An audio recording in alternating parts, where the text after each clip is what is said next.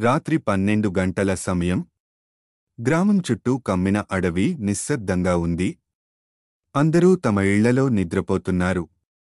కాని రమేష్ మాత్రం తన పనిని ముగించుకుని ఊరికి చేరుకునే ప్రయత్నంలో ఉన్నాడు.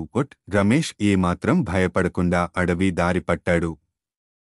అతనికి అది చిన్నపిల్లల ఆటగా అనిపించింది. కాని అడవి లోపలికి వెళ్తున్న కొద్దీ అతనికి ఒక వింత అనుభూతి కలిగింది. అవును, వెనకాల ఎవరైనా వస్తున్నట్లే అనిపించింది.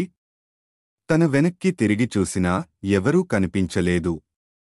సరే, నచ్చని భావన అని అనుకుని ముందుకు నడవసాగాడు. కాసేపటి తర్వాత ఆయన చెవుల్లో చప్పుడు వినిపించింది. అది ఓ అరుపు. ఒక మహిళ నిశ్శబ్దంగా ఏడుస్తున్నట్టుగా. రమేష్ భయంతో అటు ఇటు చూశాడు. చుట్టూ పొడవాటి చెట్లు, వింతగా కదిలే నీడలు తప్ప ఇంకేమీ కనిపించలేదు. కాని ఆ శబ్దం మాత్రం ఇంకా వినిపిస్తూనే ఉంది. కొంత దూరం నడిచిన తర్వాత రమేష్ ఒక చిన్న బావి దగ్గరికి చేరుకున్నాడు. అక్కడ నీడలా కనిపించిన ఒక రూపం అతని మనసును కలవరపెట్టింది. అది ఒక స్త్రీ ఆకారం.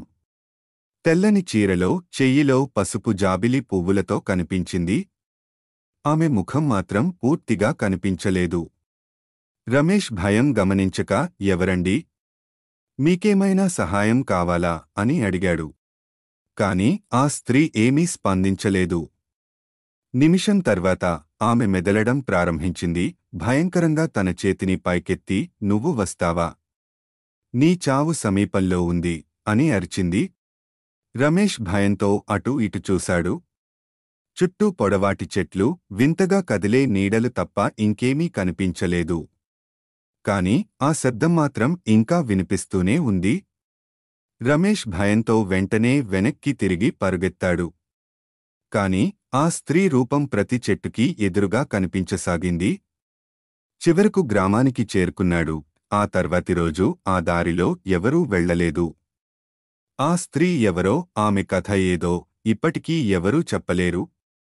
కాని ఆ రాత్రి రమేష్ గుండె లోపల ఆ రూపం తాలూకు భయం పదిలంగా నిలిచిపోయింది.